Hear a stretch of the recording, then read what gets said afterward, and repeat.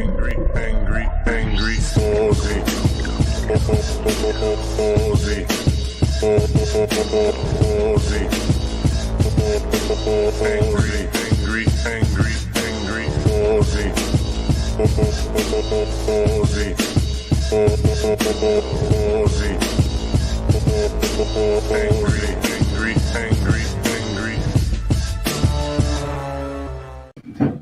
caught me sitting down. I washed my hair and it's all floofy and won't behave. Hello, Megaleech and nobody. Oh, dude, I know that feeling. Nothing like moving to too much junkyard. Nicholas, most people watch from YouTube. Nicholas is on Facebook. I multi-stream to Facebook, YouTube, and Twitch. Most people watch from YouTube. But I get people from all over. Hello, Abigail. And so I'm the only one who sees all the comments. Other people only see the comments from the platform they are on. So I tend to say, who's making a comment? And saying hello to them. So nobody, you've been had a little rubbish at the bottoms. 2/3 full now. Moving.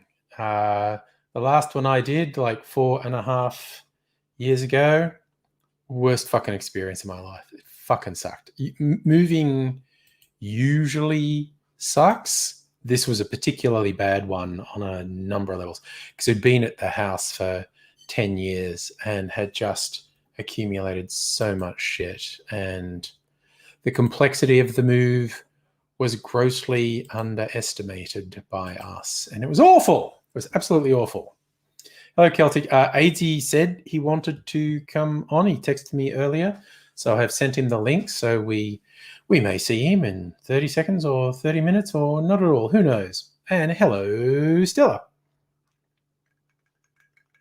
Right, have me a little drinky. Nicholas, my YouTube channel is called Angry Aussie. It shouldn't be that hard to find, like all one word. Just search Angry Aussie and it should come up. Oh, Abigail, you've been in your apartment for 10 years. Don't want to move? No, it's and you collect as much crap as me. Would be a bad idea. Nice, Stella. Got randomly surfed up a 12-year-old Angry Aussie video. Yeah, in fact, I even get them sometimes. I most recently weird old video that got surfed up to me was from Zayfrank, who was basically the inventor of video blogging. I think that's a reasonable thing to say. He was doing it before YouTube, in fact, which was something. And he is most famous these days for doing sort of spoof animal documentary videos called True Facts about various species. Nicholas, you're here on YouTube. Now you can see everyone else's comments too. Welcome. Nicholas is one of my friends from Cocktail World, as in YouTube Cocktail World.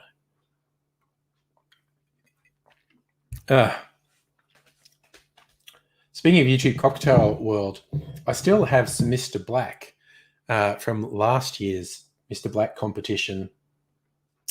And the Mr. Black competition's on again. So I have an idea and I'm going to experiment with it. Nettie, hello. And Musical Aviator, hello. So Musical Aviator's buying new shoes via Click and Collect. Oh, no, it was near the city.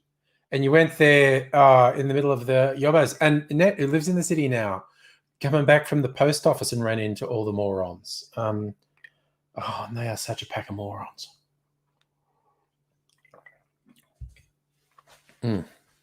So, clarified minty grasshopper drink. It's very sweet. Grasshoppers are very sweet. They're a very desserty drink. And it's kept some of the minty flavor, and it's a bit of a weird beverage, actually.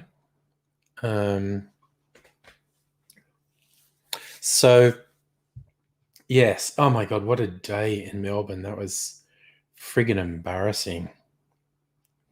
Although I did notice the cops have basically made a threat, and I'm surprised they didn't fuck people up today because they're pretty angry after what happened at the weekend, where the protesters got extremely violent. Uh, and the cops said they heard that this mob are going to try and do it again tomorrow, and they've said police will be using different tactics, which I take as pretty much a direct threat in that different tactics would be not let them march around and just fuck them up from the get-go. So yeah, I worry that anyone who thinks they were a hero today might get a really horrible surprise tomorrow.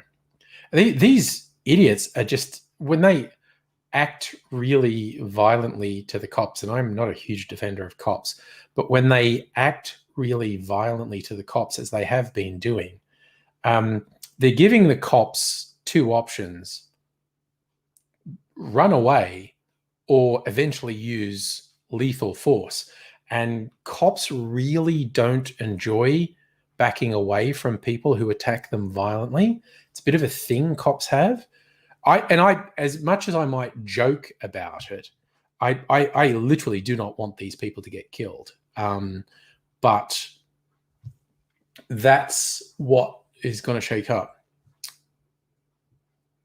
Yes, correct, Abigail. The so-called tradies protest was mostly a thing hijacked by the extreme right and the QAnon anti-vaxxers. There were probably a couple genuine CMFEU members in there, but they're a very small minority. It's just a whole bunch of fuckery. Yeah, Ned, you heard him saying back again tomorrow, and they were saying that a lot in the thing. And the cops have said, "Oh, we heard that too. We're going to be different tomorrow." And I think people need to understand. And again, left-wing protesters who have staged non-violent protests and repeatedly been incredibly violently assaulted by the cops, they know cops get pissed off and get narky. Now, these right-wing fuckheads have been incredibly violent towards the cops, and to a large extent, they've gotten away with it so far. The point at which the cops decide they're not getting away with it anymore is going to be really fucking ugly. Yeah, Nettie, what the cops were firing was there was a few things. Pepper ball rounds, which fires these little things that are theoretically non-lethal but really fucking hurt if you get hit with them. They're probably using that capsicum foam spray, and I heard they things I hadn't heard of before called stinger grenades. They're little concussion grenades that, again, when they explode, they fire out these little plastic pellets, which is theoretically non-lethal. In reality, hurts like fuck. If you are unlucky, can definitely cause permanent disability. So, and that's the cops going light. If they decide they're going heavy, it's not going to be good. And Greg, good evening, by the way.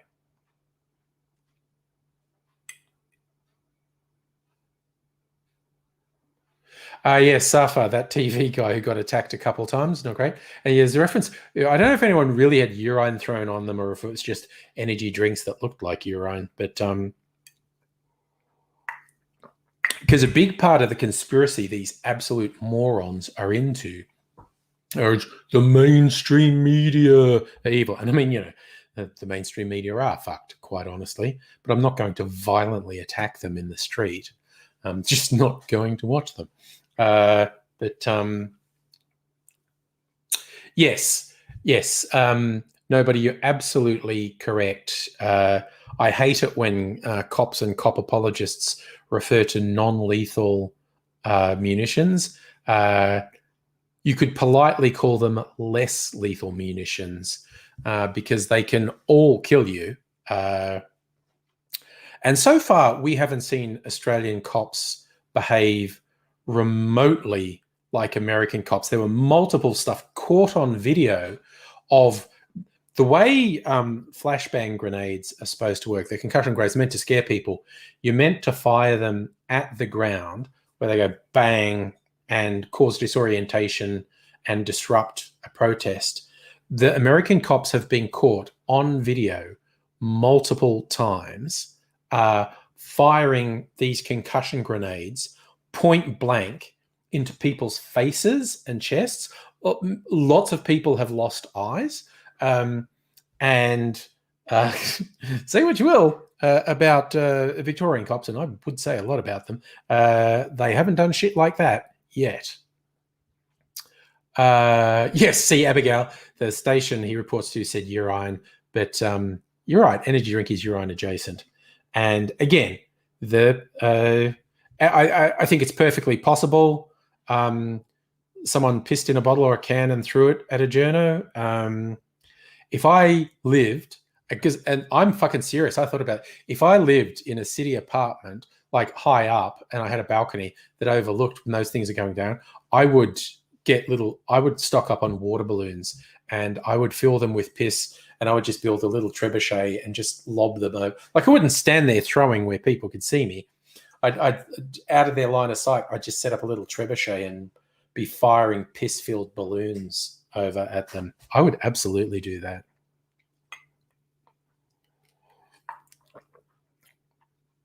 Safa, is 10 p.m. too late to announce a sector shutdown? I don't know, man. It depends. I mean, cops can basically do what they want and they'll be supported. I don't know that they will shut down the trains again, but they might. So if you're saying it's illegal to release normal balloons, do you mean like helium-filled balloons? It should be. They are an ecological nightmare. There was there's a notorious thing that happened in the US a few years back where some city, it might have been, it was a big city, it's like Chicago or something, they had this thing and thought, for this event, it'll be so special. We're going to release 1 million helium balloons. And it's like a major logistical undertaking to fill up 1 million balloons with helium, and they had them all under nets, and they released them and they all went up in the sky. And it was an environmental nightmare because, of course, they all eventually break and come down. And that was 1 million. I mean, what I was going to say rubber. Balloons aren't really made of rubber. Some sort of silicon, some sort of plastic, I guess.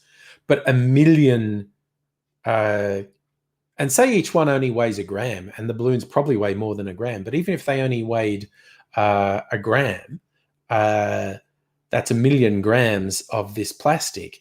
In other words, 1,000 kilograms of it's probably more like 3,000 kilograms of plastic just falling and landing in the environment. It was a fucking terrible idea. Yeah.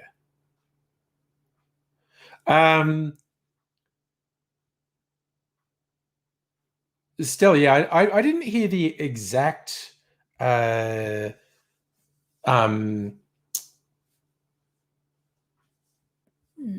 reason given for shutting down construction for 2 weeks. I mean, my understanding was because it's going, well, if you guys are just going to refuse to follow basic safety protocols, then you're shut down. Yeah. I did see that, Safa, someone was suing the Victorian government for the electric car tax in Victoria. I don't see that working because governments make laws. And yes, that's the other thing, Abigail, that not everyone knows. We are running out of helium. It might, assuming climate change doesn't destroy society completely, we might be telling our grandkids, we used to do this thing where you filled balloons with a gas called helium, and you just do this at parties and float, and then you throw it away. And your grandkids go, why don't we do that anymore? You go, oh, because we literally used all the helium in the world. And the kids are going, what? How do you do that? Oh, we were fucking idiots. Look around you at the environmental devastation.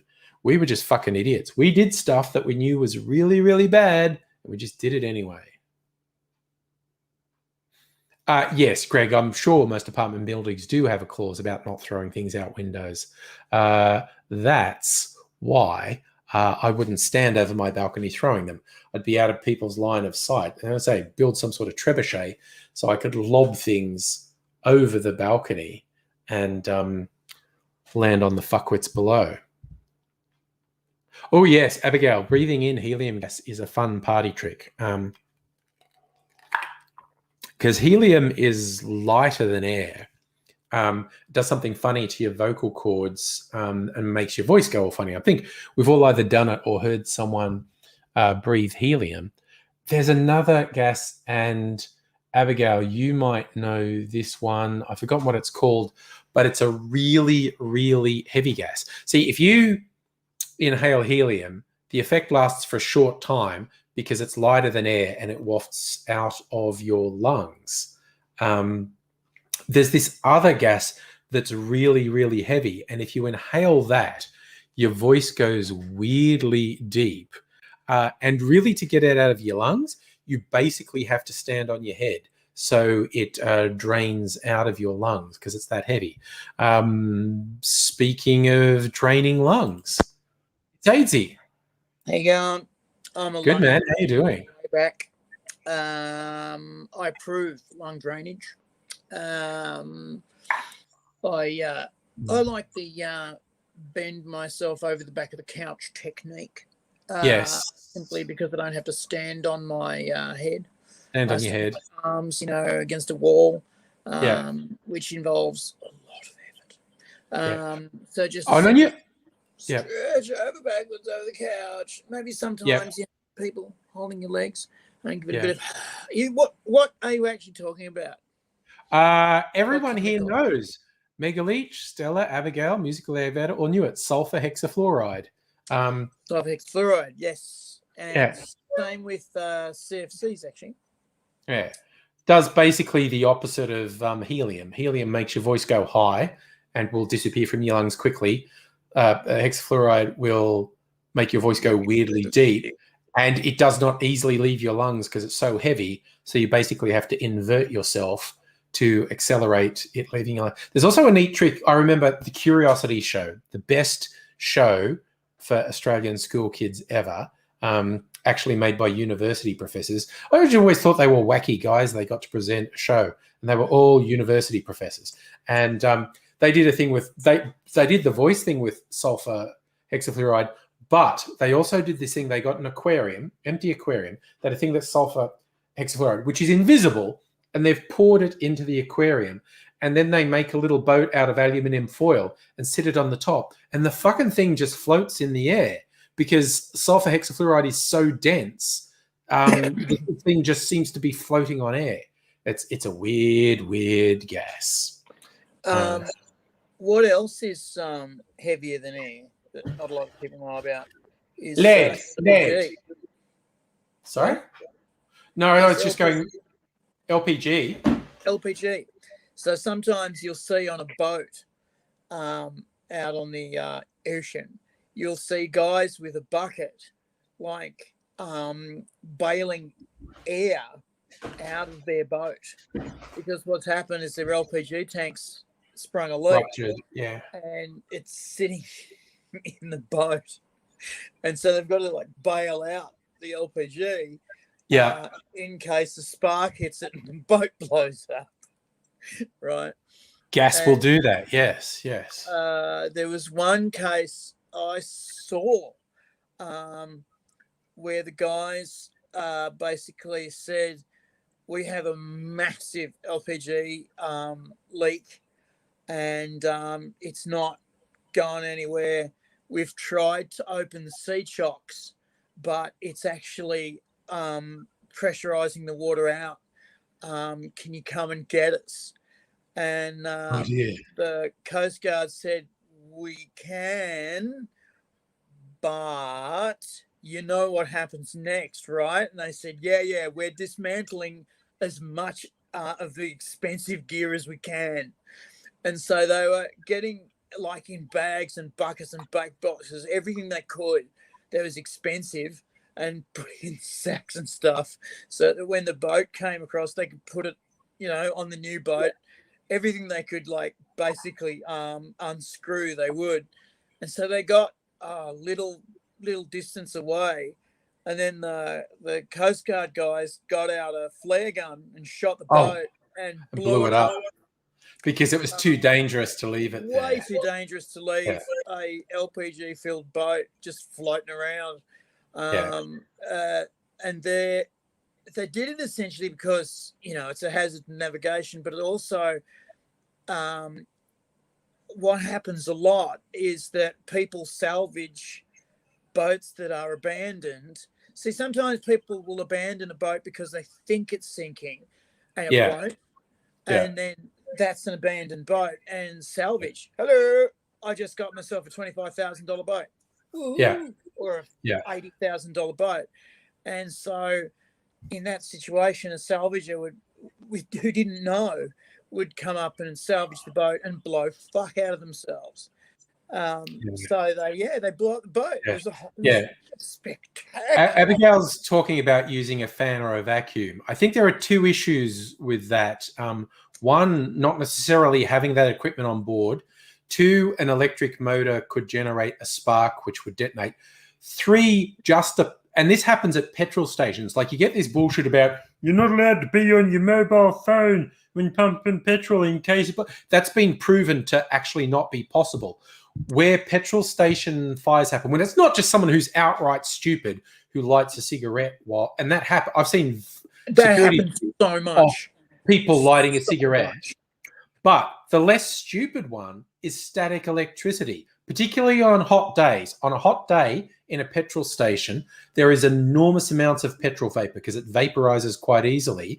And people are just pumping the petrol in. There's a lot of vapor around, and they touch the side of the metal side of their car, and a spark goes off, and fatam.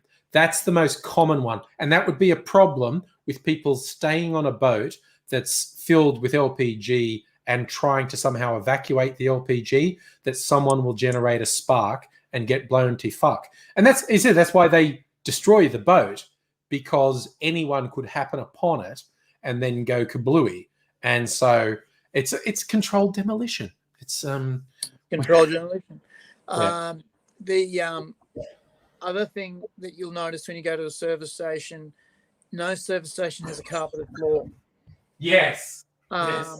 It's just something you'll notice is no service station has a carpeted floor. There's a mat outside, and there's a mat in front of the counter, but on the floor there's no carpet, and it's for that very reason. It's the static electricity, because you can generate it with your shoes quite easily. I mean, shit, we all used to do it as kids.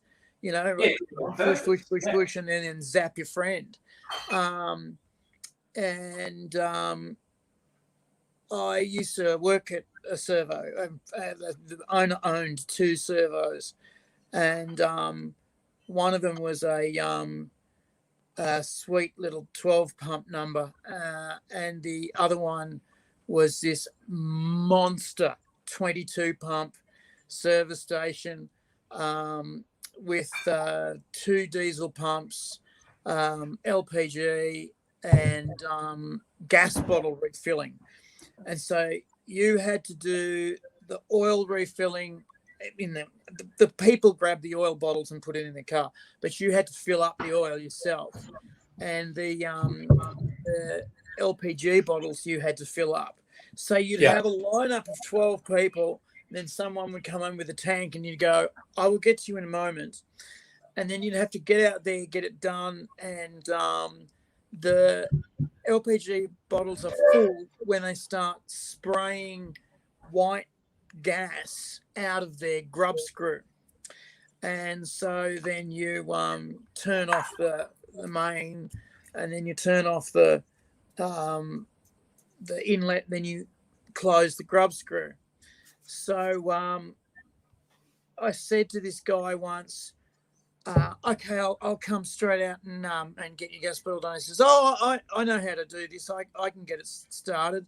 I said, great, okay. And so he did. And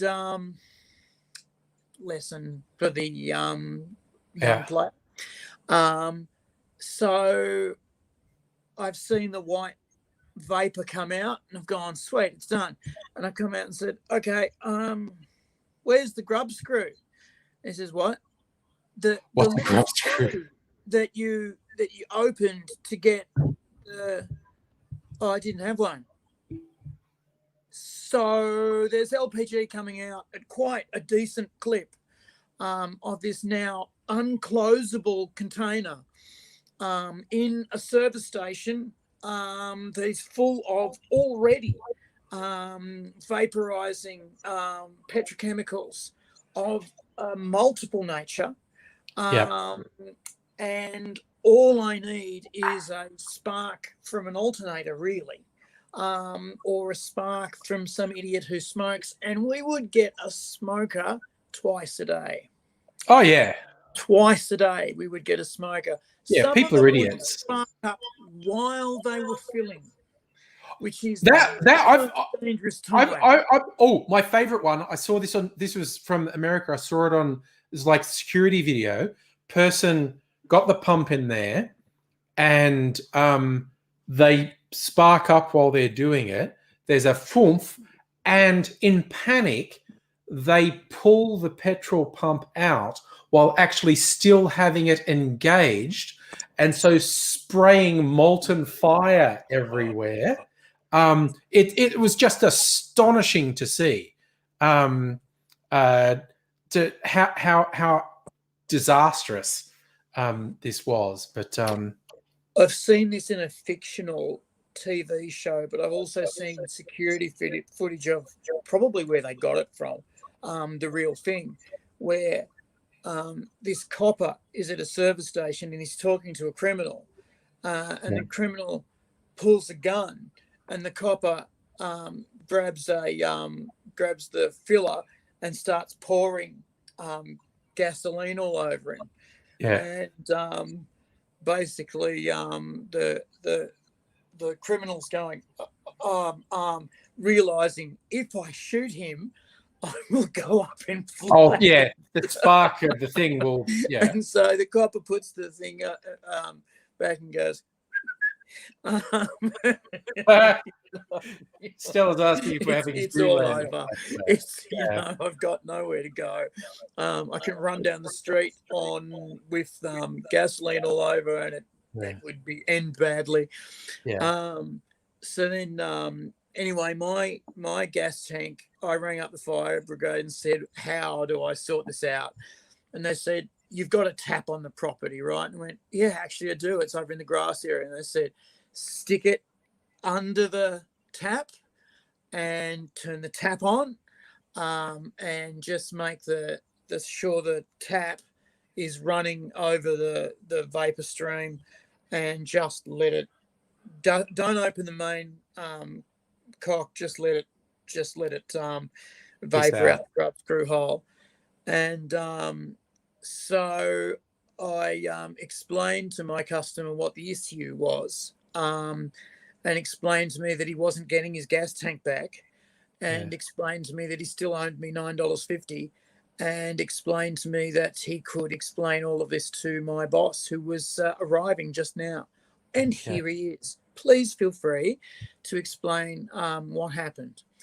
And the boss came up to me and said, all right, you've done all the right things, but from now on, only you get to fill up the gas bottles. Even if they're helping, lesson learned. Do it. Lesson learned. Said, you know that I did it because we had a big lineup. And he said, oh, I get it. I totally get it, man. There's only you here and 22 pumps.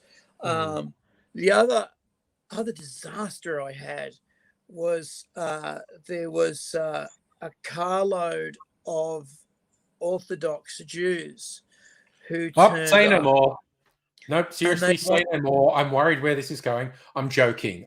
It's just we started with gas and now, but anyway. Yeah, okay. They turned up and they said, "Oh, can you fill up the car?" And I went, "Well, no, I can't. I'm locked here behind the console. I can't go away from this console." Yes. It's pretty simple. You just open the thing and do the thing. no. You've got to do it. And I'm going, why? I can't. It's legally imperative that I don't leave here for any reason if there's anyone around, and I can't come and fill up your gas. And he just wouldn't take no for an answer, and I just didn't understand what was going on. And he was getting more and more agitated, and he was looking outside as he was doing it, and I didn't understand shit at the time. Shabbat. Of course, what's going on is the Sabbath is coming, and it's getting to a place where if he's doing work, then he's in trouble. And I didn't understand fucking any of this. I had no concept of this. And finally, this very sweet guy said, matey, I actually know what's going on here. I'm going to help you out. And he went and filled up the gas. And these guys were going to drive away. And he was going, no. Come back in, pay the guy. And so he paid me. And he said, well, here's your money, but you're not getting a tip. And I went, I don't really want one, but thank you, here's your change. And he went, humph, and then left again. And he said, well, you're lucky to get home at this rate. And I went, okay. As Abigail's pointing out, driving a car is against the rules too. But he must have thought you'd fill up the car faster than he would or something. Well, I think he was basically...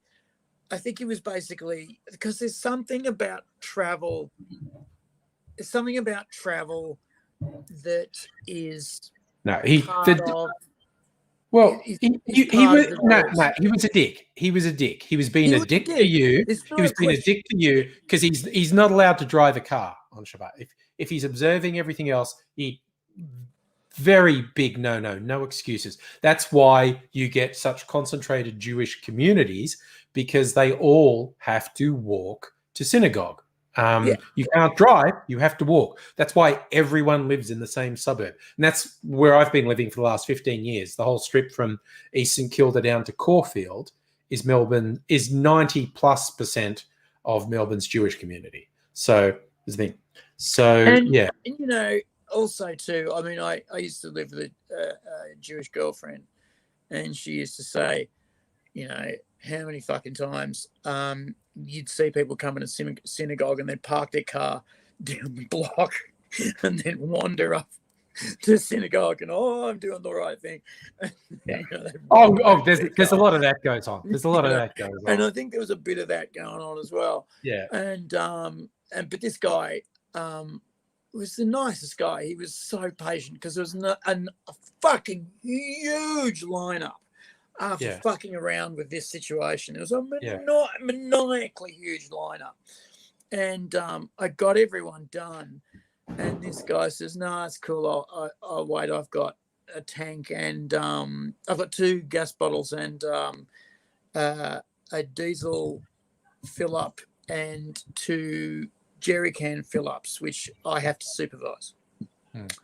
And he says, I get that that's a tricky thing, so I'm going to wait till last, okay? And I said, it's going to be a while. And he went, it's cool, man. And I'm just going, I love you. And then as we were doing the thing, he explained to me that it's the Sabbath and these guys aren't supposed to be doing work, and this was a thing, and it was a big deal. And I went, I had no idea. And he said, yes. And if they'd explained that to you, you probably would have jumped in and done it. And I went, I probably would have, actually. Yeah. You're right. The guy was just being a dick. And I did know a guy. There's a name for it. But it's a non-Jewish person who does work things for Jewish people during the Sabbath. During Sabbath, I've had this conversation with Dave Blumenstein. It's fascinating, and he gets really annoyed by it. The people who try to argue with God, essentially.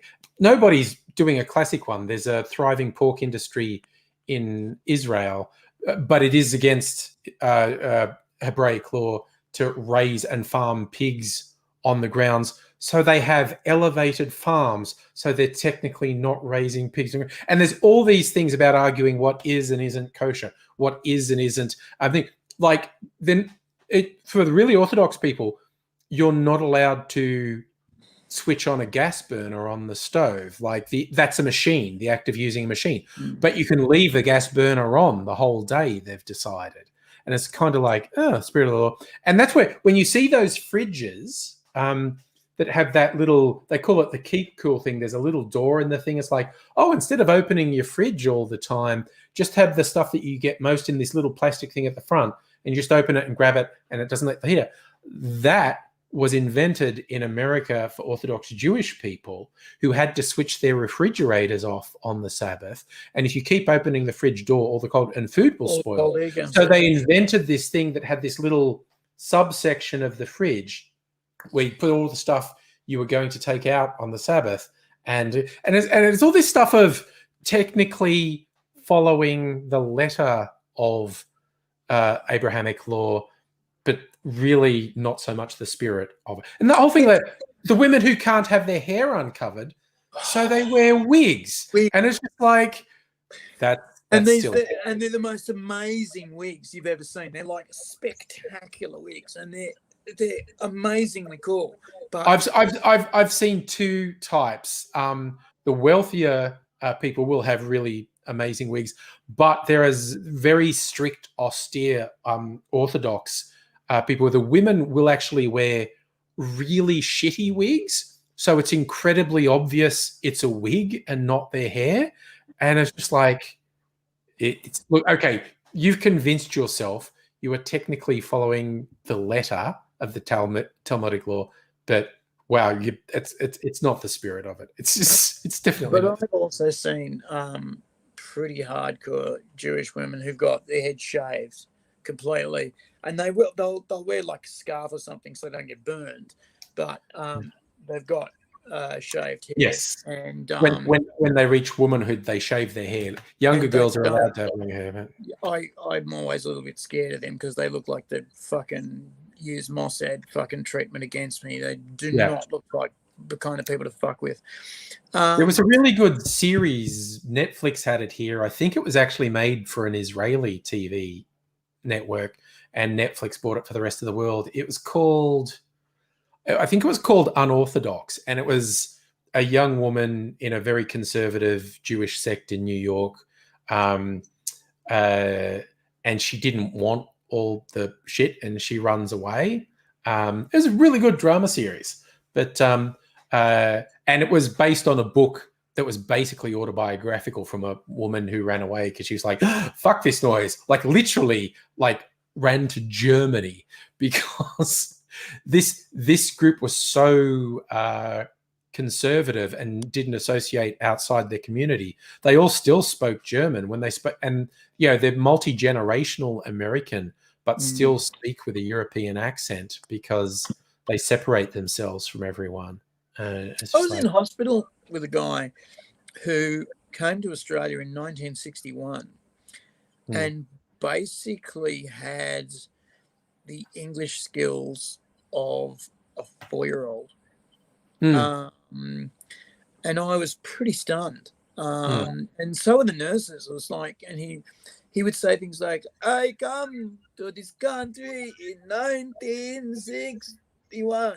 And it was like, right, but I can't understand a fucking word you're saying. How did you survive? Don't interact with people. We survived by hanging out with community, and survived by hanging out, which has its strengths, but also has obvious weaknesses as well. Well, I also knew a kid who was told early on in his life, you are going to have to advocate for your family because they don't speak English. You're going to have to advocate for people. Vietnamese kid, and he became a lawyer, just because he was so used to having to jump in and go, there's a misunderstanding here. This is what's actually going on. This is what they think's going on. This is what you think's going on. But what's actually going on, you know, and he was so used to doing this.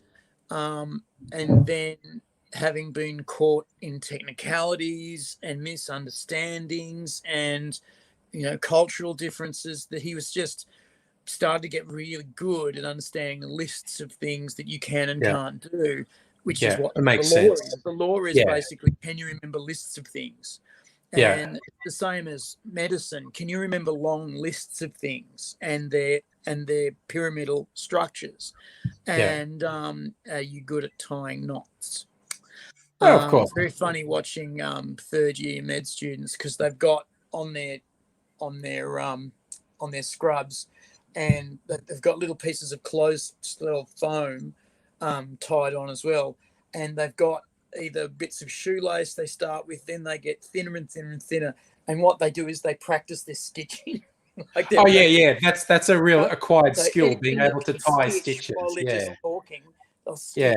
They've got to do it as fast as possible, because remember, you know, they've got to stitch up blood vessels and they've got to stitch up people, and you know, they don't want to bleed, so they get really good at stitching fast.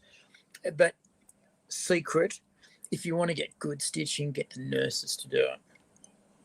Good call experience. They do anyway, tiny little tight stitches, and when they come out, the scar is almost invisible.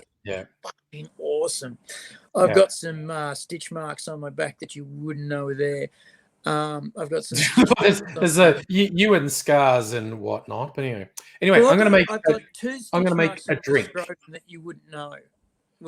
I wouldn't know, because I'm not going to look, to be honest. But thanks, dude. I'm not shying away from that so much. Yeah.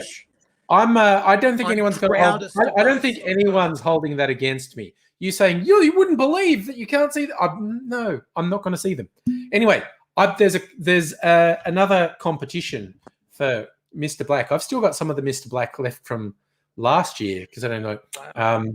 But it's the competition's come around again, and I have an idea, and I'm going to experiment with it tonight. See if I like it. One of my favorite cocktail. Well, my current favorite cocktail is essentially a bit of a riff on a Manhattan. A Manhattan's just whiskey and sweet vermouth, basically. Oh, and bitters. The one that I've got into, and Mrs. Angry got into, is called a Woodson and Ford. They've split the spirit base, and instead of whiskey, it's rum and applejack, or Calvados, a distilled apple spirit, apple brandy. It's they split it between rum and apple brandy, the sweet vermouth, and then there's a splash of Benedictine. And I thought maybe something like that, but do the Mr. Black in the place of the Benedictine. So experiment, ahoy! But I am going to use whiskey, because I was looking up flavors that go with coffee. Caramel, and of course whiskey has a very caramel flavor. I mean, so does rum for that matter. But then I also saw coconut has it. So the other, I am splitting it. It's going to be coconut rum. It's going to be whiskey, coconut rum, and not shitty stuff like Malibu. This is an actual imported Caribbean rum that they then infused with coconut. And so it's going to be whiskey, coconut rum, sweet vermouth, and Mr. Black. And I think orange bitters. A normal orange bitters. I'd go there. Go there. While I've got you, I just remembered I may receive a phone call that I may have to deal with. That's okay. That's always okay. So if I just disappear, that's what's going on. Yeah, that's always okay. So a normal Manhattan would usually have Angostura bitters, and I don't think Angostura would be terrible in this. But I'm just thinking orange bitters. Nice. In this case. So I think orange bitters is the go there. I think so. So, and I'm just building it in the glass, because I'm just going to stir it around the big bit of ice. So 1 ounce whiskey, 1 ounce coconut rum, 3/4 of an ounce of sweet vermouth. And I think I'll do half an ounce of Mr. Black. I'm not huge, but I think I need to at least do half an ounce. I think it's going to come through. So, all right. Good. I haven't opened that bottle for a little while. There's a little bit of sugar content in there that's gummed up with. I'm going to do half an ounce of Mr. Black. That is a really appealing noise you're making there. Not anymore. That was very squelchy. I know it was the getting your. That's the sound that the straw makes when the milkshake's empty. Yeah, exactly. Right. So 2 dashes of a $20 bottle going dead. Fees was, and I'm going to do the Gaz Regan stir with my own finger trick. Nicely done. Nicely done. I see the style. See, James Bond does that, but no one catches him on camera doing it. He goes, shaken, not stirred, and then he stirs. Yeah. I just realized I saved some orange peel for garnishes. This has got to have an orange peel garnish. If that's got to be a thing, then that's got to be a thing. I love for this type of drink, squeeze the orange oils over it, and then you wipe your glass with the orange peel and drop it in. So every time you bring it up to your nose, you're getting that orange oil aroma. Hello, Helium. Hello, Kirsten.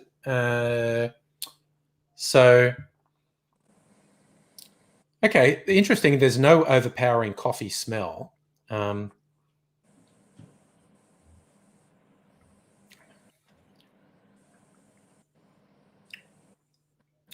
That's pretty good. That is pretty good. And the coffee comes through. I think there's enough of the coffee for, oh yeah, no, the coffee really comes, that coffee bitterness really comes through on the end.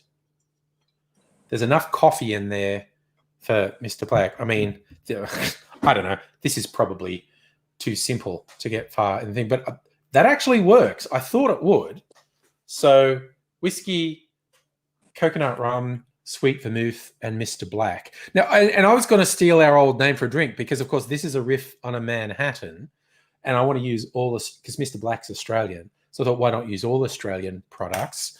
And what would you call an Australian Manhattan? And we went, oh, it was an Aussie. Crocodile Dundee was an Aussie in Manhattan. And then you came up with call the drink, that's not a knife. So I'm going to enter this in the competition and call it that's not a knife. Yeah, beautiful. An Aussie Manhattan. Yeah, so it's an Aussie in Manhattan. So that's not a knife. Oh, great. Nobody's gone with unrelated news. Church got a shotgun. Oh, shotgun mic. Okay, sorry. Been saying we needed one for ages. Now they see why. First thing you did was cut 20 decibels from input gain. Sound better. Sorry, I just worried. It's so exciting. My church has got a shotgun. The non-believers are in it now. And it's just fucking goy motherfuckers are taking it now. You want to come in here and see you sing your non-Christian rock? Yeah. There's places where that happens. There's got to be. I knew a guy. Actually, you know a guy too, who went with his ex. She was a mad churchgoer, still is, I'm sure. To a church, and it was not the church they usually went to. It was a smaller version. The church they usually went to was this enormous stadium type thing where he said the light show was effectively a strobe show with pounding music to get you tranced out, and then the music was then crescendoing until the pastor turned up, and he said it was just an exercise in how to get lots and lots of people entrained into a cult. Anyway, he said he went to a smaller church and that's not the one they usually went to. But she liked the pastor there because he was all hellfire and passion. And apparently, about a month later, this guy got arrested for shooting up his own house and nearly his family until the cops turned up and arrested him. And apparently he was on a cocktail of a shitload of drugs, including meth. And it was all very quietly handled. The church elders came in with a lot of lawyers and money. And he was left on his own recognizance. How the fuck that happened, I will never know. Church influence does lots of things, man. And anyway, he's not been heard of for a while. They might have taken him out to Cooper Pedy. This is an unused mine shaft. You're living there now. Yeah. Well, living is an excessive. No. Is that like he's going like there's a hole in the ground? Is that like one of the ones where there's a whole house and a lounge room? Yeah, sure. Yeah, sure. Oh dear. Sorry. I'm just going to shout out to Abigail, who's on day 3 of meal replacements, saying starting to lose appetite. Yes, it's amazing how those meal replacements do actually control your appetite. So you can lose appetite, can walk past the chocolate aisle successfully. Taste of ketones are gross. Poop becoming more granular. Poop gets weird, okay? Wait, your son's going to be so happy when the farts kick in. This stuff, when you have these meal replacements, you fart more and poop less. And it can be and also I get to do this to Abigail now, which is always fun. And I'm just typing something. It has to go in the chat. My laptop's being weird. Okay. They're just got to do this. And that's for Abigail. She spelt aisle as in shopping center, ISLE. And I just felt compelled to point out that's actually AISLE when it's an aisle in a shopping center. Boom! Grammar pedantry comes in. Loving it. You win. I'm a bit of a grammar pedant myself because I ask people specifically to not pick up grammar in our country and don't walk around like you own a place because I do. I've been thinking of that terrible. Do you remember that terrible '70s show, Mind Your Language, about the Britcom, about an English language school, and so the class was each student was from a different country, so they could fit in as many ethnic slurs as possible into a single episode. It was shocking. It was just like it was shocking at the time. It was pretty fun at the time. It was rough, because I remember my folks would watch it. Well, they would watch a bit of it because there was something after it. Might have been the Dave Allen show. It was after it. They would watch a bit of it and go, oh yeah. And then he's going to say, and then she's going to say, oh yeah. And then it would finish on the big laugh. Yeah. And then Dave Allen would come on. And then some mothers do have them, which the star of the show became the star of Phantom of the Opera. Yes. It was so weird. He was just for this really quite cringy 70s sitcom, and he got into Michael Crawford because he had an amazing singing voice, and he got into musical theatre, and at first no one took him seriously because he was Frank Spencer, and he made and Andrew Lloyd Webber just said, from musical theatre. And he was the lead on Phantom of the Opera for years. He made an absolute fortune. Also, Abigail 8 was put out. You might have missed this, AG. Tonight's stream is in honor of H.G. Wells. It's his birthday. 155. He was born 100 years before me, so it's 155 years since he was born. And as I pointed out, Abigail said he was the first author she read when she was young. He was one of the first I read because I was just reading science fiction when I was young. Might know him as a science fiction author. He was also into radical class politics and orgies. So yes, he was. Although he was a Fabian socialist, and I'm not really on board with the Fabian socialists because they were rich people who said, yeah, the principles of socialism should be there, but poor people are too stupid to do it. We need to do it on their behalf. Well, there was another aspect of Fabian socialism, which was the state is the provider, so I have to provide for the state.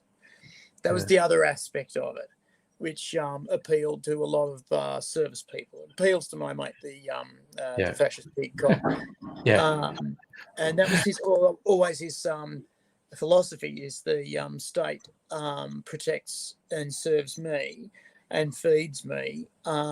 Therefore, I must protect and serve it, which is why he was in the army and the fireys and the police force. And when he was in the police force, they said, you've got to drop the army and the fireys. And he went, oh, and they said, no, you've got to. And he's I just got to go in. Abigail wants me to recognise I was being a spelling pedant, not a grammar pedant, because she wants to out-pedant me, which is admirable. I was going to say, that is really pushing the button there. That's a power move. Do you know what shits me about H.G. Wells? Oh, go. What? Let me tell you. The thing that shits me about H.G. Wells is they put on a modern interpretation with Tom Cruise in it, and Spielberg was directing. Oh yes, Spielberg. A modern interpretation of the War of the Worlds, and the movie ended with the aliens dying of microbes, and people complained the fuck out of that. Because that was a cheesy ending. What a shit ending. What a shit ending. Yeah. You know what? That's how that was the ending. Yeah. That's the actual book ending. Which would also said was you can have all the technology you like, but if you miss the little things, you fucked. And that's that would be what and HG was basing that on what happened to every explorer just on planet Earth. When they went to a place where there was diseases they hadn't been exposed to, they all fucking died. Boom. And they introduced diseases that those people had never seen, and they all died. So, of course, if you go into planetary, there's going to be diseases which will just fucking kill you. And I'm also in the chat, Ashoka, if you're going to do really fucking brain-dead straw man arguments about vaccinations and lockdowns, I'm going to call you out for being a fucking cockhead. What are my views on mandatory vaccinations and forever lockdowns? First, there are no mandatory vaccinations. Some workplaces are introducing as a condition of work, as a safety standard, you need to be vaccinated. Many workplaces have multitude of safety standards that are a condition of employment. And to argue against that is a cunt thing to do, okay? Second, throwing in, injecting 5-year-olds with vaccines when they're not at risk. Get fucked. That is fucking moronic. No one is injecting anyone under 5. Third, now you're throwing in, if you're under 16, it's less dangerous than the flu. Get fucked, you stupid fucking cunt. That has been disproven, most notably with the Delta variant, okay? So shut the fuck up. You're talking shit. You get one chance to shut the fuck up. You seem compelled to be an absolute fucking cunt, and I am not tolerating it at all, okay? You can take your cunt attitude and fuck off, all right? Or shut the fuck up and stop going in to reading conspiracy bullshit on the internet, you stupid fucking cunt. Anyway, sometimes I wish you'd tell it like you really, tell us what you really think. You think I'm too much of a shrinking violet? I think you're a little bit backwards, right? I think you can really come forward. But hey, listen, it's Yorgi. It's your thing. If you want to be gentle, be gentle. Yeah. I sort of talk around a topic often and never actually get to my point. And yes, Abigail, you are correct. It's not the first time he's been cunty. It is the last time. And I'm telling you now, it's the fucking last time. One way or another, by your choice or mine. Okay? So fucking take that on or fuck off. I found out a good thing. I love good things. Tell me a good thing. I found out a good thing. I was talking to somebody who's very near and dear to me, and we were talking about a friend of ours who's binary. And I said, look, can you explain to me binary as opposed to other things?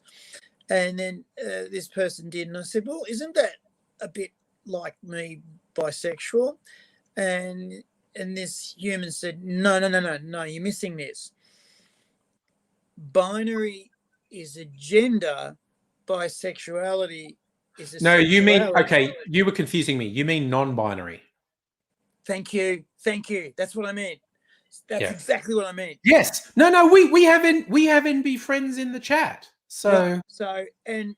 So it finally clinked in my head properly, because I said, well, how's that sort of different to me? And my really good friend said, no. Non-binary is what you are. Bisexual is what you do. And it's like, and yes, I love that. Yeah. Yes, I am a bisexual, but that's you don't have to have any sex at all and be non-binary. But you kind of do have to have sex and be bisexual. That's a point of difference there. And again, it depends how you. I think you'll get people who prefer not to have the physical, but if you ask them who they're attracted to, some people who are asexual are still actually attracted to people, and they go, "Oh, they're fucking hot." But the physical thing is not my thing. Yeah, and I'm really generalizing. Oh yeah. No, I get you were going high level. Yeah, absolutely. Because I didn't quite get that approach, and then I was like, no, what you are, what you do. It's like, and I was like, no, I'm cool with that now. Yeah. Like, I understand something now. It's 1, 2, 11, 3. Yeah. So sorry. Over making A.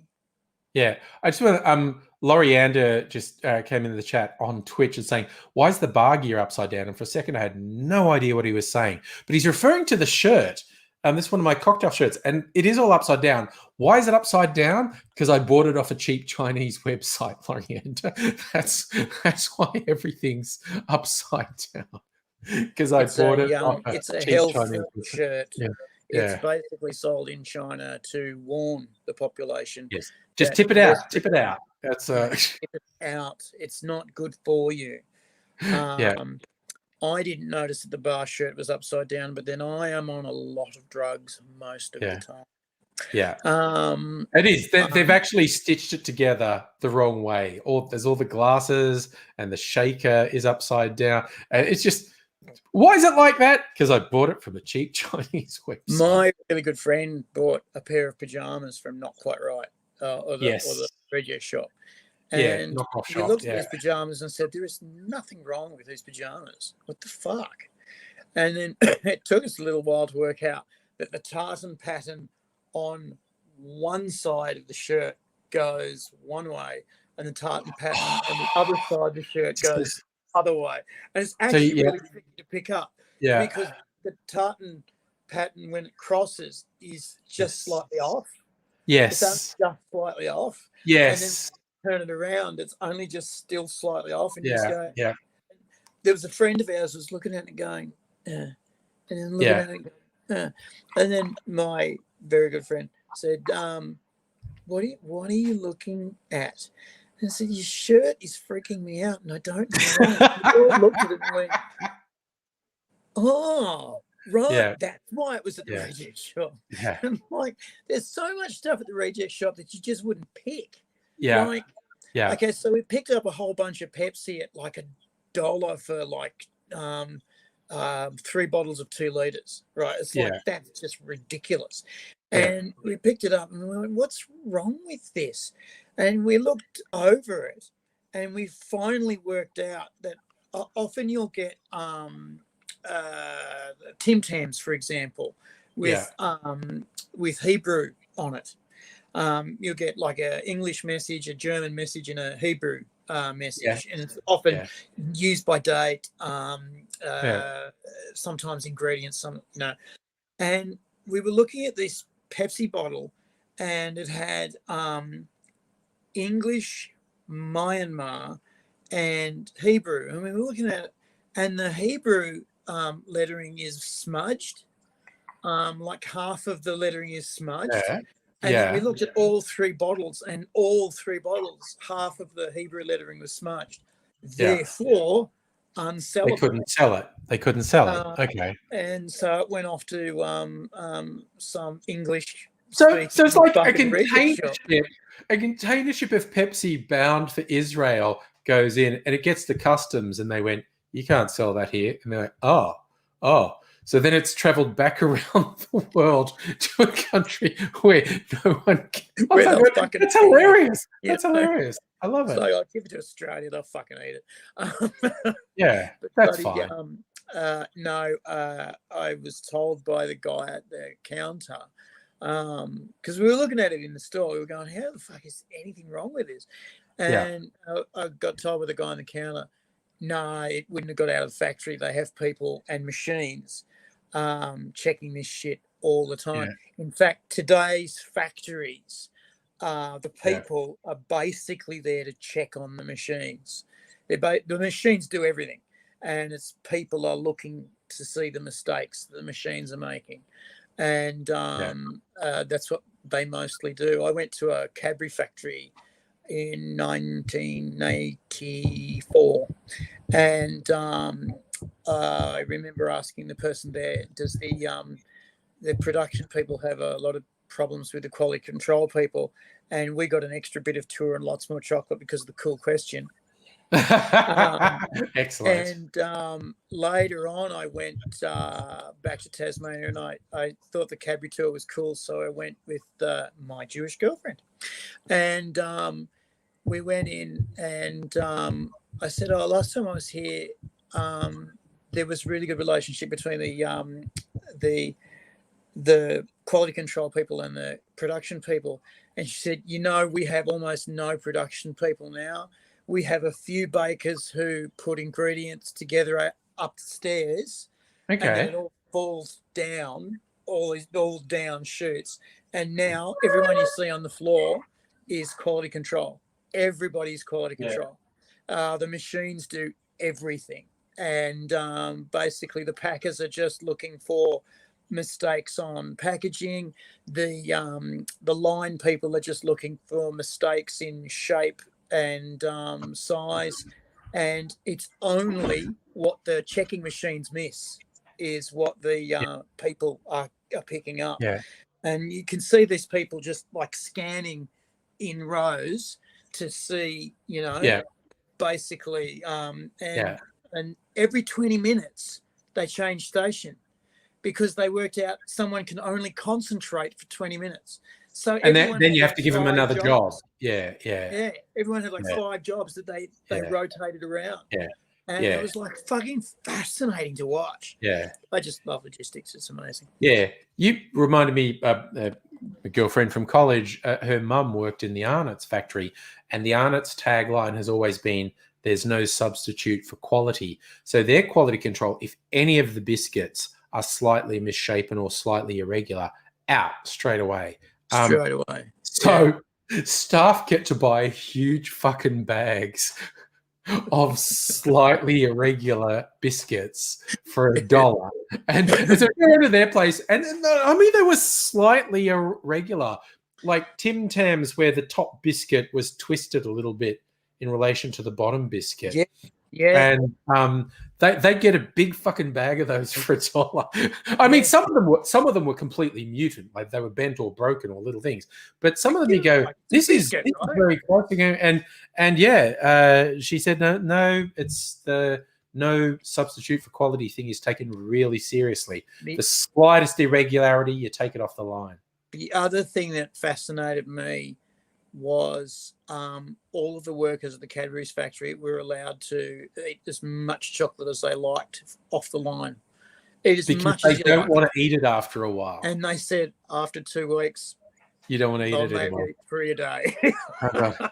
Or even just, You have some who yeah, eat constantly, but there's like yeah, 3 in a factory of yeah, like 100. yeah, And it's like yeah, they've all worked out that after 2 weeks, you don't eat yeah, chocolate anymore. yeah. So you've had I enough. remember I had this weird job working for a trade magazine. You remember the American guy who came to Mitchell on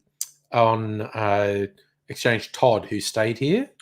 I loved Yeah. Todd. Todd was a Yeah, he great was guy. great. We worked together on this weird trade magazine, and we did a story once on this chocolate maker. There's just an independent little chocolate maker in the suburb, and the chocolatier was like, he was a Swiss guy. He'd learned in at like the fucking one of the top factories in Switzerland, and now he's doing this thing, and he was really skinny. And we said, like, well, we have to ask, like, you're working in a chocolate factory, How do you and get skinny? you're really skinny, and he just goes, look, I've been doing chocolate for 40 years, because he's like 60 years old, and he's just at a point you just go like, quantity means nothing to you. I will eat chocolate. I will have a piece of very high quality chocolate, and that will be my satisfaction. You get to a point where quantity means nothing to you, and we were like, I don't believe you. I would just eat it all. Well, actually, there's a point to that. I used to work in a cafe that was basically run on French restaurant, on French restaurant rules. Everything was from scratch.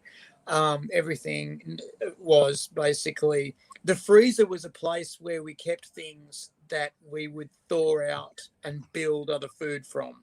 Freezer was a place to keep ice cream and ice. Yeah.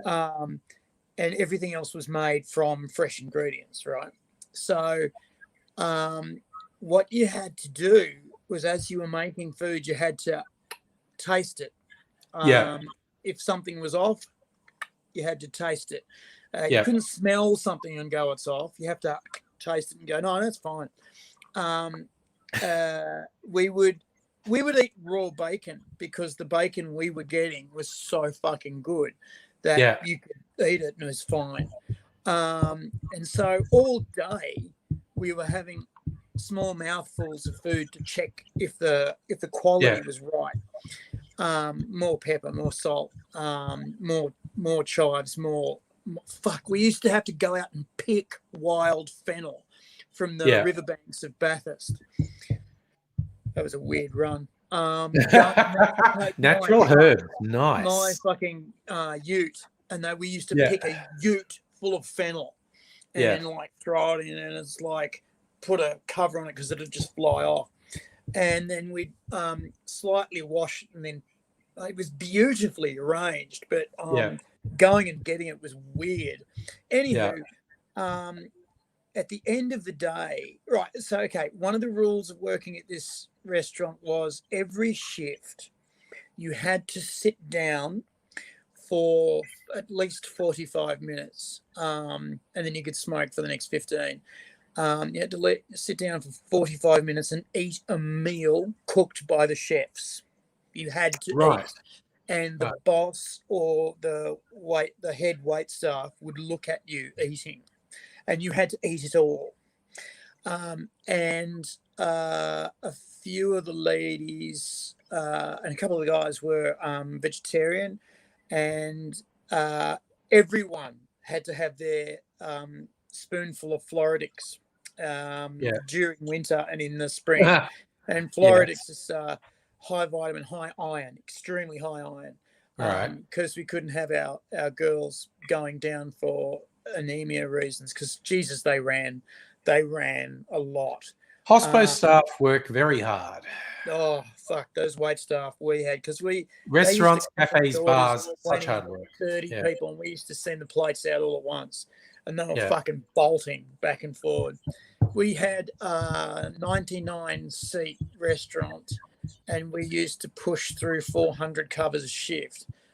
It's fucking moving, and a shift lasted 6 hours, and you were on for 8 because of the overspill. Doesn't matter. But anyway, you'd taste food all day, and then you'd go home and go, oh, I don't want to eat anything. And so many times you'd fucking see all of your work friends at McDonald's picking up fucking fries and Something shit, that was no trouble, just yeah. something that didn't have bones in it that you could fucking throw in your fucking head and not think about, Yeah. and then go home and not have to cook. But what was weird is when you did go home and cook, because you're working on big fucking industrial pans and pots, you'd go home and there was this little tiny, it's like playing with Lego. You'd wash up these pots and it's like, I don't have enough room to put my hand in. Yeah. Like a pot like that. Because we're working on pots like Yeah.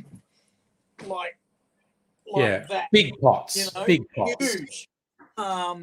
There was one stock pot where you could actually get in, and you did have to actually get in and scrape it with a scourer. And then two people had to lift it and pour the water out. Yeah.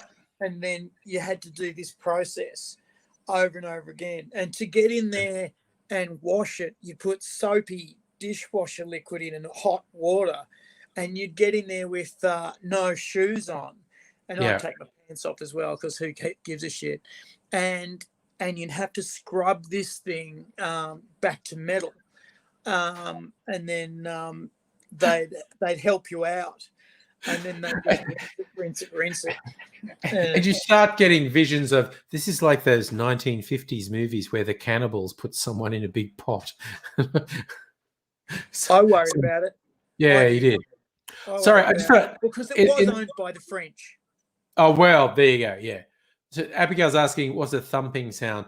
I apologize. That's me. I fidget, and I was actually just tapping on the bench here with my knuckles, just tapping out a random rhythm, and the microphones picked it up. And I'm not even conscious of the fact that I'm sitting here. I'm listening to AZ, I'm talking, and I'm just tapping out because I fidget. He likes to put me into a trance. Yeah. Dr. Abigail, he likes to basically control my mind. And the same thing, look, I pulled off the bloody thick foil wrapper that was on that whiskey bottle, and just out of camera shot, I've just been fidgeting with it because you can twist it into shapes, and it holds shapes. And like my mind. Yes. So yeah, this is AZ's mind under my control. But yeah, so you don't want to see my mind on drugs, because it changes color and shape. I apologize, I'm a fidgeter. Yes, but yes, it's sorry, fidgeting. So it was always hilarious because, you know, with the divergent bunch here, people who are, you know, on the spectrum or have ADHD, and they'll say something, and I'll just go hashtag relatable, and I go, wait, why am I relating to that? Well, I didn't want to say anything angry. You know what I'm saying? There would be a reason. There would be a reason, you know, why I'm relating to these things. I think you'd be diagnosed with what do they call it? Anger impulse disorder. Back in our day, we used to call it dirty tempered little shit. Yeah. I love that when that came out, because you and I both said, yeah, we used to call that dirty tempered little shit. Yeah. It was like a South Park episode, and it was funny and stupid at the same time. It was like, this new institute, you know, your kid's got attention deficit disorder, we've got a new technique for, you know, doing, you know, and it sounds like, and then you see like the kids doing it, and the kids, you know, with ADD are doing something, and the guy just, and it's like the nuns we went to school with sort of hit them across the knuckles with a ruler, go, stop that right goddamn now. And the kids are like, People have often asked me, how did you, a dyslexic, learn to read? Catholic nuns. Yes. Whack. That's the whole thing. Again, properly. Hi, Noog, by the way. Celtic King's desperate to give you, I think, a special massage. Okay. Yeah. I'm not proud. I'm fat, but I'm not proud. I will take a special massage. Don't you, in the neighbouring suburb from here, Mrs. Angry and I went to this place one date night because we saw something about it. We thought it might be a good place to go. Anyway, it's not actually that far. We walked there because we thought this place had these things that were supposed to look like edible cocktails, and we want to go there. Well, we might be too red-ass to drive back. It's not that far. It's like a 30-minute walk. We can do that. So we walked down there. And this little suburban strip of shops, there were 6 massage places, right? And I'm going, okay, this is sus. No suburb has that much muscle tension, okay? And we were laughing about it, but one of the massage places had a sign, a pretty angry sign in their window saying, "We do not offer sexual services. You know, if anyone propositions the staff, we will call the police." Right?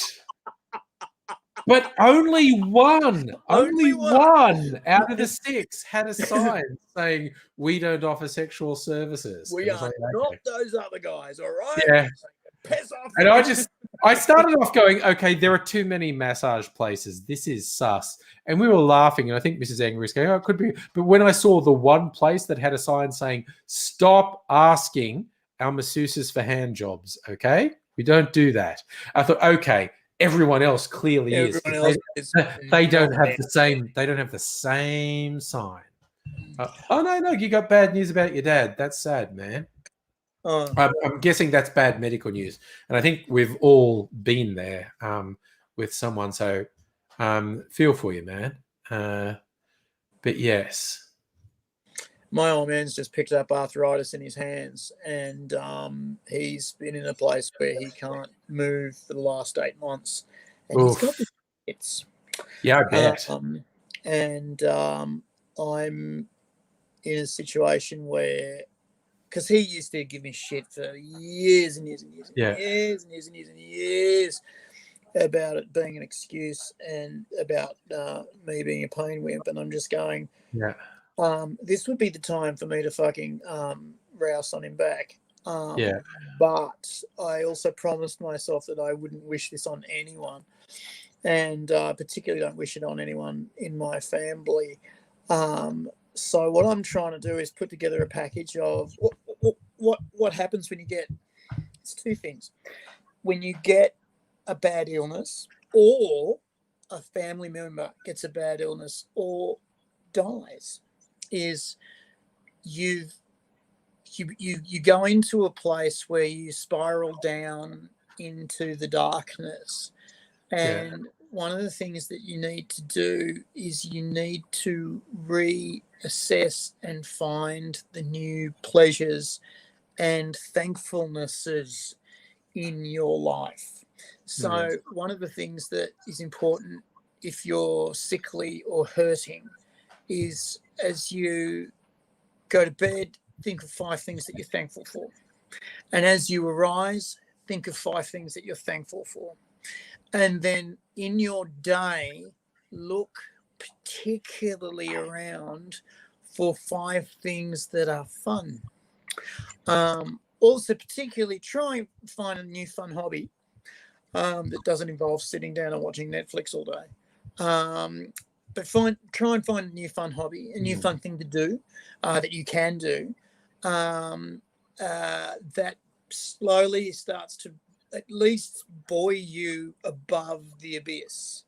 Because spiral down into the black, it's very difficult to climb out of the Sarlacc fucking tentacles. So if you can just buoy yourself out of the abyss just enough so that you can function, then you can be a functioning member of your family, you can be a functioning member of your circle, and you can be that one that makes things run, rather than because everybody needs a net every now and again. I should know. But you've also got to try and be someone's rope as much as you can. So to do that, you've got to have a firm foothold on the good things in life. And the sadder you are and the more miserable you are, the harder it is to be the rope. So even when people die, and there's no fixing that. There's no good about that. There's you can fix anything, but there's no getting good about that. But what there is there's powering through for the other people around you. You're allowed to cry and you're allowed to be miserable and you're allowed to be sad. Fuck's sake, you can grieve, but you can't dive in after them. And when someone's really, really sick, you are going to be faced with them being miserable a lot. So you can't dive in after their misery. You've got to try and pull them back out of their misery. So you find together the new fun thing to do, the new interesting thing to do. And I want to acknowledge what nobody's saying, that when you have a bad collapse, it just happens. And that's real and needs to be acknowledged and embraced. And the advice of find the positives and find things is not a magic cure-all that goes... It's not. Have a it's look like at me the ridiculous thing of someone says, have you tried not being sad? Why don't you cheer up? It's like, no. Fucking have a look at me when I have an anxiety attack. I'm on the ground in the fetal positioning thinking I'm drowning. But it's after that initial thing that I go, all right, it's time to climb up again. I understand fucking having a collapse. I'm fucking, my heart stopped 7 times. I mean, I really do understand what it's like to be on the edge of fucked. And, being told they were going to cut my balls off was not a pleasant thing to hear. Really, no. But you can and must fucking walk through the fire and walk through the fear to get onto the ladder of Jacob. Otherwise, you're screwed. I understand having that collapse. I get that. I've fucking been there and done that so many times. Sometimes my body fails me and sometimes my mind fails me. Lately, when I went through the brain damage episode, that was fucking frightening because I couldn't do anything. I knew there were impulses going on my brain, but I couldn't make my hands or feet do anything, and I couldn't remember shit, and I didn't know stuff. And I had to fucking really work to get out of that. And I was really bad tempered too. The fucking nurses hated me after a while because I fucking screamed out at them. And then I go, that's not you. Why are you doing this? Why are you doing that? And a few of them, though, had fucking been there heaps. And they went, yeah, okay, matey. Yeah, righto, matey. Yeah, okay. And then I sort of came to, and when this was going, and as the nurses came back, I was going, I've been a total shit and my brain's a bit better now and I'm really sorry. And they said, mate, things happen and shit. Brain damage does weird things to people, dude. It's okay. God, I still feel bad. It's called damage. It's actually called damage. That's why they call it damage. And I'm still not better from it, but I'm getting better from it. And that's the other thing, is getting better from it. That's one of the things to be thankful for, is to be getting better from it, whatever it is. Sorry, I just distracted myself. My brain was jumping around all over the place, and I was looking up what's on special at Dan Murphy's. So that's a bit of a thing. At Tam Boys? No, sorry, Dan Murphy's, the alcohol purveyors. Also, I just want to say, the way my brain works, this is why I talk about identifying with everyone who says they do a thing because they've got ADHD or whatnot. Yeah, that sounds familiar. When you're talking about your old man having arthritis in the hands, just instantly, just a memory just went in the back of my head. Ugly Dave Gray on Blankety Blanks, and he's talking to the host and saying like, are you seeing anyone at the moment? He goes, oh yeah, I've got this new girlfriend. She's fantastic. Look at this. She's got this terrible arthritis in her hands.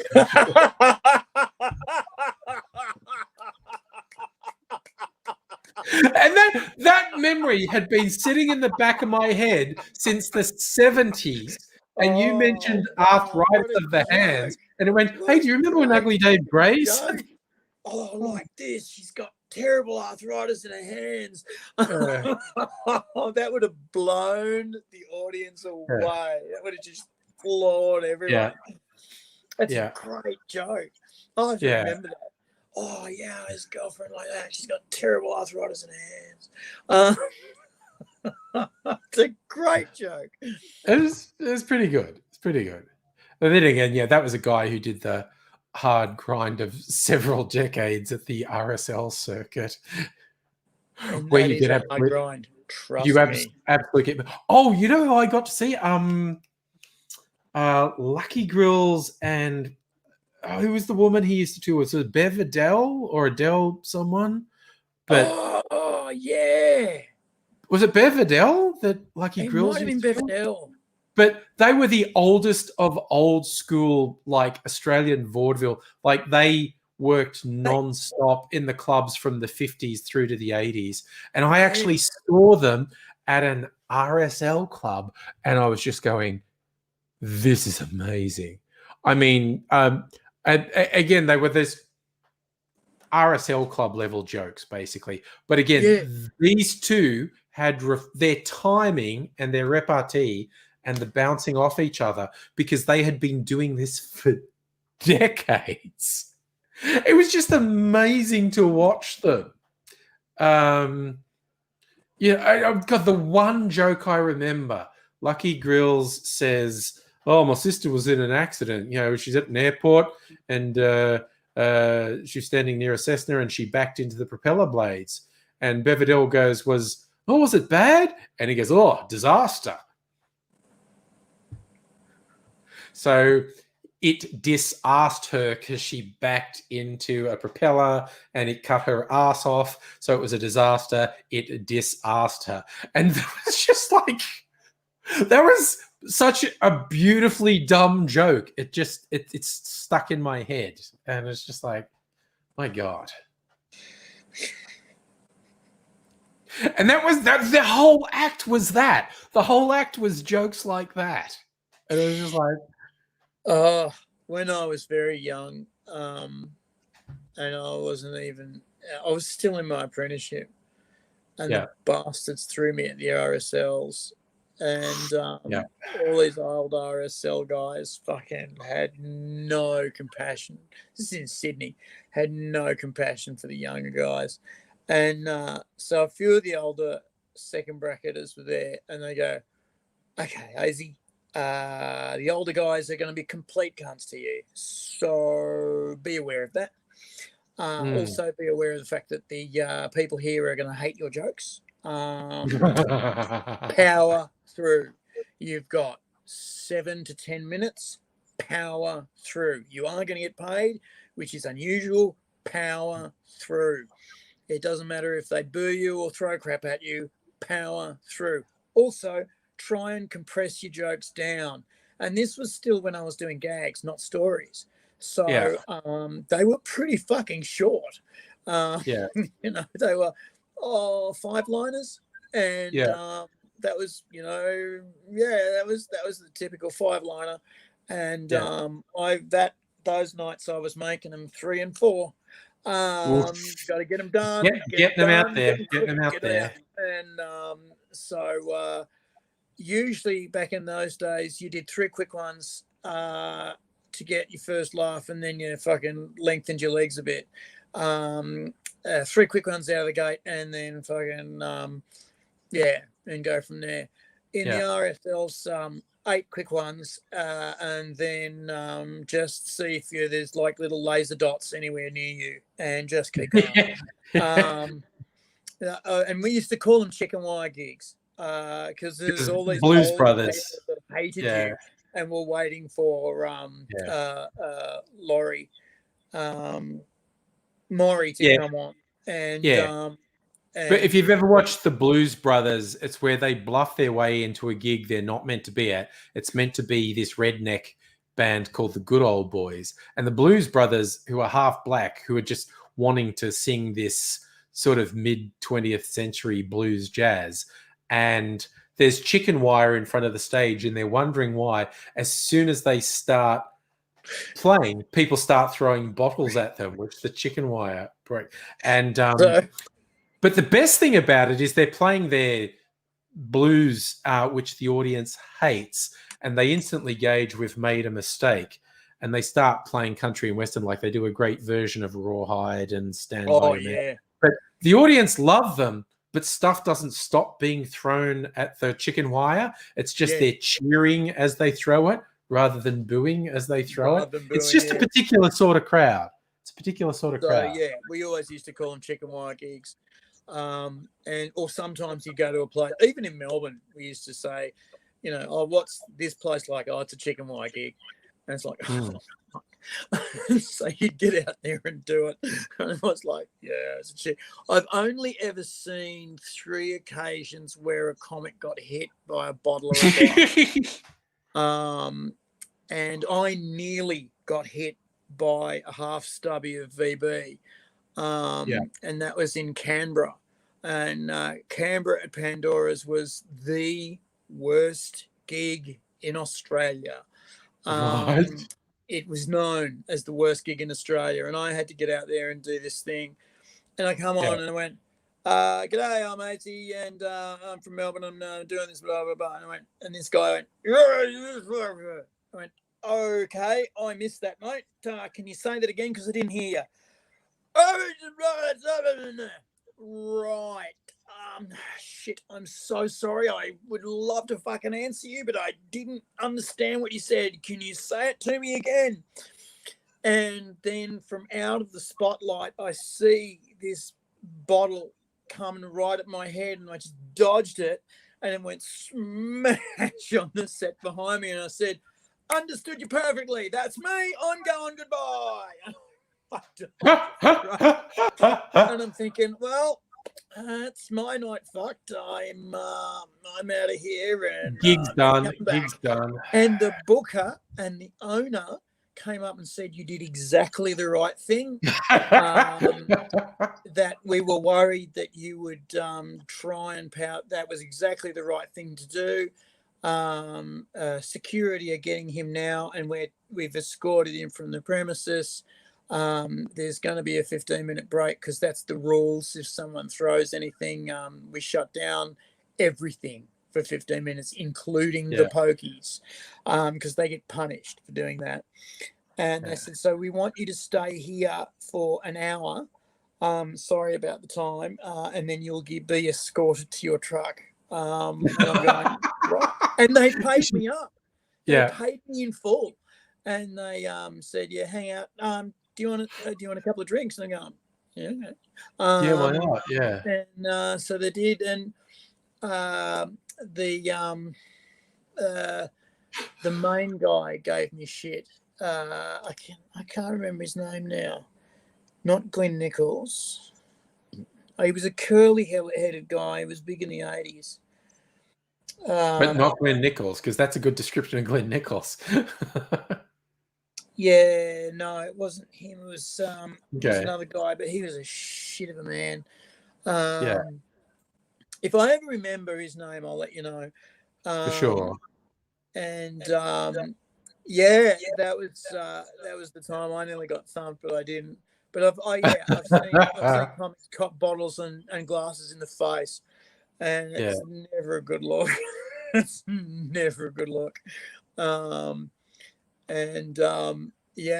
I was fucking lucky, and it was because I was a juggler, and I had at the time I had really, really good reflexes. I'd been a swimmer, and then I was a juggler, and I could just move fast, you know, because when you've got a swinging juggling club coming at you at a rate of knots, you've got to be able to either intercept it or fuck it out of the way. one of the things we used to like to do was the cigarette trick. So you got a cigarette in your mouth, and they throw a club, and it comes in front of you, and the cigarette knocks the cigarette out, and behind you is another club coming the other way, and so they'd sit you there and go real close, twack, and get it out of your mouth, and then they'd get a volunteer from the audience and explain. So stand really still, because as you see the club coming in front of you, don't lean back, because there's another club coming the other way. So you don't want to get hit in the back of the head. And they would, of course, make sure that the distances were longer, because the cigarette's about 70 mil long. And for me, they just swiped my nose. As long as I was real still, I was fine. They just swiped my nose, and the cigarette would knock in two. But for the actual audience member, they just hit right out toward the end of it. You know, and the one coming behind the head was like way back. So throw a catch out there and throw out there. It worked fine. But I used to cop a club in the head when we were practicing a few times. It was like, doom, oh, and we had the rule: no blood, no sympathy. Because you'd get a club right on the end of your thumb or your finger all the time, and it would kill. And I got a club right on the end of my thumb, and it was like, oh, I'm gonna die. And I was going, please let there be a nail crack so I'm bleeding. And it was like, no, it's not. But later on in the day, my thumb grew to like 4 times the size, and they went, can you move that? And I went, I actually can't. And they said, does it hurt? Yeah, it does. Down to Bathurst Base, X-ray. Oh, you cracked your thumb down this way. How did you do that? Misadventure. Adventure. I couldn't say juggling, because they go, who do we sue? Nobody. So yeah, they taped it up, and the bastards made me go back to rehearsal that afternoon. Damn. So yes, I copped a lot of clubs in the side of the head. I copped a lot of club. I got a club in the eye once.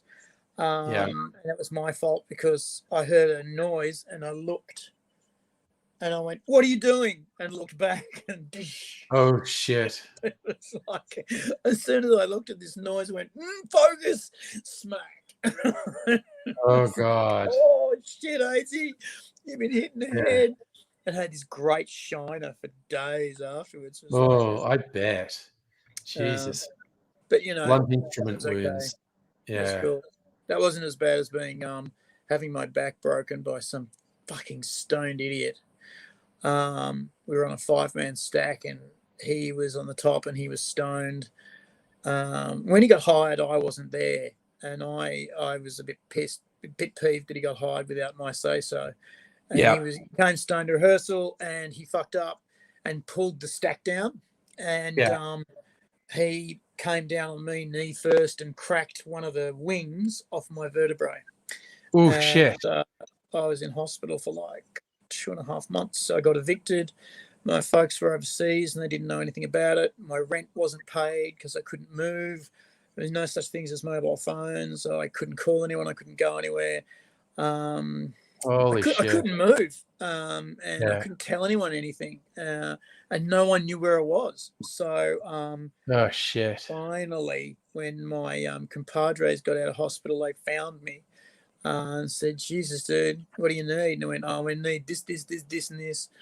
And they found my stuff at the real estate agents being kept there because I'd been evicted. And they explained what had happened, and they said, "Well, that's great, but we still need $4,000."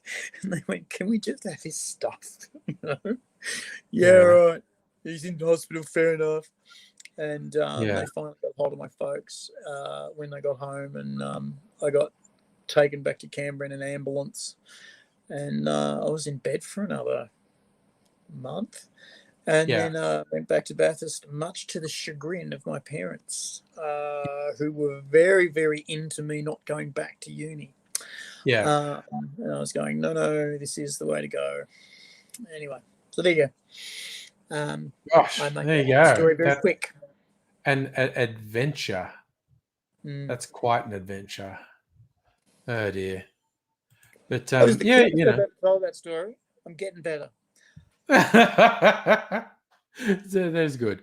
But yeah, it's the nature of things. But that's okay. We want to share colourful stories about horrible injuries with people. I had the record in one of our classes at uni. It was one of the physical ones. I forget what it was called, but how many times could you get? Everyone got injured at least once. Usually, none of the injuries were particularly serious. They were sprains and twists and whatnot. Everyone got at least one injury, or you weren't doing the work. I got 4 injuries in one semester. I had the record. The grossest one, I have this, for whatever reason, whatever shoes I wore, I have this really rough pad of skin under my big toes. A great big. That's fine. Okay, so we were actually doing stage fighting at this point. And someone wanted to do this move where he was kicking me in the balls, which actually meant kicking me in the inner thigh and me Yes. reacting that I've been kicked in the balls. And it involved sort of jumping backwards as if that was the force of the kick. So if you do it right, it looks like the kick lifts you up off the ground. But what you're doing is getting away from the force of the kick. Like it needs to connect, but you need to get out. And it looks like, yeah. Anyway, so we were on mats, and under the mats was this rough Hessian rug. And I was too close to the edge of the mat. And when I jumped backwards, I went off the mat and landed on the rough Hessian. And I had so much backward momentum. When my big toes hit the thing, it just ripped all this skin off the bottom of my big toes. Fucking hurt. Really hurt. And it was gross. And everyone was gross and made me leave. And the thing about stage fighting is it's never, ever the actual effect that hurts you, because you work so hard at making sure. See, the victim is always the one in control, right? Yeah. The person being hit is the one who calls all the action and does all the moves, right? Except when you're headbutting, but that's a timing thing. And you've also got to agree which side you're going to. Yeah. It's usually to the right, to the left. Oh, go dyslexia. Anyway, it's never the kick in the balls that hurts. It's always the hamstring snap or the ankle snap or because of the way you move. Yeah. Right. It's just the way you move, or you fall on something strangely, and in that fucking carpet in W35, which was made out of that shit. I love that you knew what room I was talking about. That's okay. All the rooms were coded in the college. I didn't mention the room. I just mentioned this fucking Hessian rug, and he actually remembers the room it was in. That was the room it was in. Yes. And fuck, how many times did we slide on the carpet in W35 and come up with going, I fucking friction burns, really bad friction burns, abrasions all over my arms, legs, and ass. Can I go? No. Yeah. No. Okay. I'm going back. Turned into a cow. Can I leave? You talk about headbutts. I remember Ben Heaps. He had one when we were first learning stage fighting, and it was slaps and punches and kicks and whatnot. And we all learned them. And you could tell when you had to perform them for the class, you could tell the people who'd never been in a fight, which was mostly the girls, but not all of them. Some of them were frighteningly good at it. But you see people who weren't used to it because they couldn't. And me and Ben were just having the time of our lives. And he goes, oh, I know this one. And it was a headbutt, which is not the headbutt you're talking about. His one was I grab you and I put a hand on your forehead and I put the other one on the back of your head and I pull you in and I headbutt the back of my hand. My hand absorbs the force, but then I guide you the reaction with like that one at the back is supporting your neck so I don't snap your head back. But I guide you, and all you do, I'll do the motion, and you follow through. You follow the motion. So, and it's really spectacular when you do it right, because he really seems to go bang, but he's absorbing the force with his hands, so you don't really get hurt. And he guides your fall back, so you fall back really spectacularly. And we didn't really tell anyone else in the class we were doing it. And Exactly. everyone knew how much the two of us like stage fighting. And we were doing punch, kick, and the hair pull is a great one. You knock someone down. They actually did this in RoboCop. You look like you grab someone's hair and you go, and the person goes, oh my God. And they grab the back of your hand. And to the observer, it looks like you're being dragged by your hair, but they let go of your hair and you're just holding on to their hand and getting pulled. But it works really well. So we did all these and everyone's going, oh yeah, God, you guys get so into it. It's really, and then I did one, it was like a slap. And the gag that we didn't tell you about is like, he just went down and went, oh, you fucking prick. And I went, what? He goes, that fucking, and he went, and you fucking got me. And I'm like, oh, I'm sorry. I'm like, and the class is going, oh God, did he actually hurt him? And then jumps up, you prick, and grabs me by the head and does the headbutt, which no one had seen. And it freaked out the entire class. And then I got up. And we laughed, and they all just said, "Oh, fuck the pair of you! Honestly, what the fuck? Yeah, what's wrong you. with you two? It's We fun. It's fun." We got to fuck you too, because we did a headbutt that no one was ready for or saw, and it was the go to the left, and as soon as you see the eyes of your partner, go past your eyes, the one upstage makes the slap, and you like, oh fuck, and you both of you like, oh, Like you did it wrong, yeah. And then I ended up on my ass, and he staggered toward me and went, fuck you, and grabbed my head and broke my neck. Why did you do that?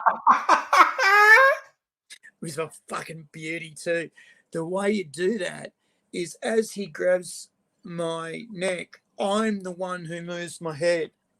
Yeah. And then you crumple, and then he spat on me, and we both had blood capsules. And as he spat on me, there's blood. Yeah. And I've bitten mine, and there's just blood coming out of my mouth, dribble. And he'd also managed to squirt a little bit of blood in my top ear. And it sort of came down too.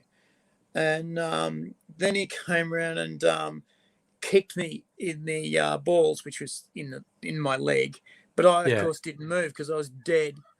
And I'd managed to stop breathing for this entire time. And we counted it out. And then we both jumped up, arms up, and went, the aristocrats! The aristocrats. Nice. Fuck, did we get in trouble for that? Fuck, we got held down for that. Yeah. You fucking bastards! Because they were freaking out when he broke the neck. They thought he'd lost his temper and fucking hurt me. And they said, you never do that again, you bastards. And we got full marks. 90. Jerry, what are you gonna do? It's the magic of the theatre. But that was always the joke. Make it look like something went wrong. This gets done in movies a lot too. If it's a movie about making movies, they'll always throw in things that look like something's gone wrong on the set, and it's just a bit in the movie. It's but you do it on stage all the time just to fuck with people you're working with. Well, we got told to teach everyone how to do the headbutt, and we got told to teach everyone how to do the broken neck. And we started with the first important thing is, as you know, we did the broken neck first. We said, as you know, the victim is the one doing all of the work. Yeah. And the one selling it is the attacker. And of course the victim, but the broken neck, as soon as you snap your neck round, you crumple. And you snap your neck toward them, and then you look either 1,000-yard stare, or you look at a point a meter away from you, and don't move your eyes from that, because your eyes got to look dead. And with the headbutt, it's all cell. As soon as you come together, you bounce apart, and then it looks really good if one of you lands on your ass and falls over. But you've both got to hurt, because a headbutt hurts both of you. And you can modify it so somebody gets it in the nose, or you both get it on the forehead. But that one is one where both of you are timing it and looking very carefully.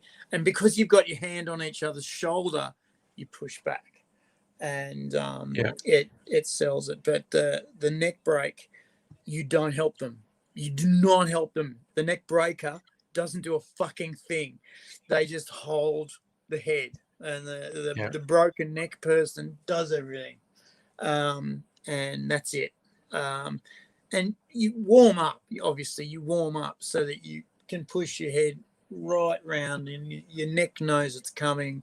And you don't do it if you're not warm enough. And if you're not confident, don't do it. This is the thing we learn in fire breathing. Sometimes you just don't have the mojo today. Yeah. Don't do it. Yes. Don't do it. Don't do it. Please excuse me for 10 seconds. Okay. So we'll just give AZ time to come back, and then it'll be good night time. Clapping for chlamydia. Hello. You like the H.G. Wells portrait? Looks like AZ. Well, from a certain point of view. Yes. I just, obviously, well, not necessarily obviously, but what I did was just do a online search on images of H.G. Wells, and that's from a magazine article about him, which the ladies on it, I think, is bringing in the fact that I'm not sure what he called his sexual lifestyle, but he was definitely into orgies and polyamory. Actually, I'm on the internet. Why don't I just search like H.G. Wells and sex? The Secret Loves of H.G. Wells, unmasked. Revealed. H.G. Wells was sex mad. H.G. Wells enjoyed casual sex and lots of it. Go, man.